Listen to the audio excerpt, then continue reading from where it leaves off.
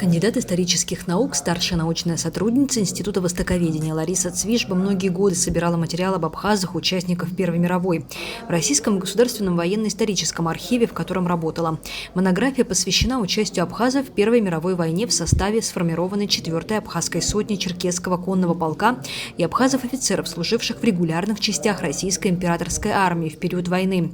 В книге содержатся сведения примерно о 500 воинах. Это история нашего народа, который добровольно пошел защищать уже ставшей родиной Российскую империю.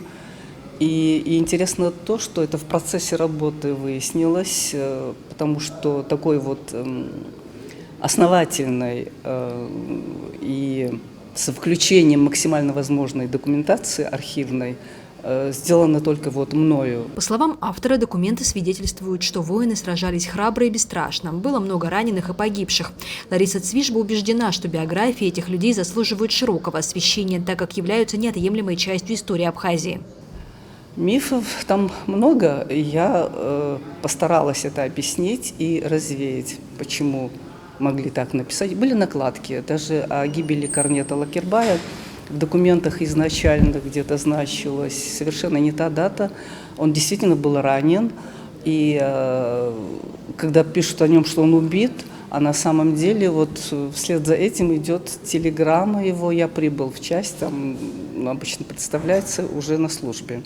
Есть легенды такие, как о спасении замерзающих 200 татарского полка зимой 15 года в сугробах, и рядом находившиеся подразделения были вызваны на подмогу. Это оказались две группы, в общей сложности 27 человек, это абхазской сотни. Они уже практически полумертвых, закутав в бурки, их вытащили и, в общем-то, никому не дали погибнуть. И вот это вот много рапортов было командира сотни, командира полка о награждении их за их человеколюбивый подвиг. Такой вот, якобы такой наградой они все были награждены, а на самом деле никто из них не был награжден. Рецензенты монографии кандидата исторических наук Сергей Орешин и Сослан Салакаев. По словам последнего, книга имеет важное научное значение. Конечно, у нас были работы, посвященные отдельным бойцам и даже группам в тех или иных, и Габеля, и Кожба, и Мааномар, и Георгий Алексеевич, само собой. Но вот Лариса Исидовна, она работала в военно-историческом архиве. И она имела дело непосредственно с документами, да, которые отражали тот или иной путь. И не просто путь, за что награжден. Да? Мало того, что там личный состав, и награды и так далее.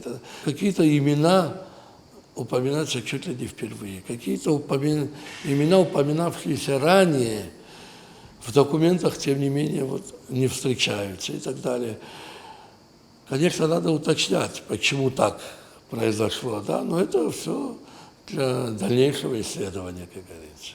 Материалы книги были востребованы еще до ее издания, а когда она вышла, за ней началась охота. Книга уже попала в города России, в Турцию, а в Абхазию пришел основной тираж. После презентации монография появится в розничной торговле. Марианна Котова, Торник Амичба, Абаза ТВ.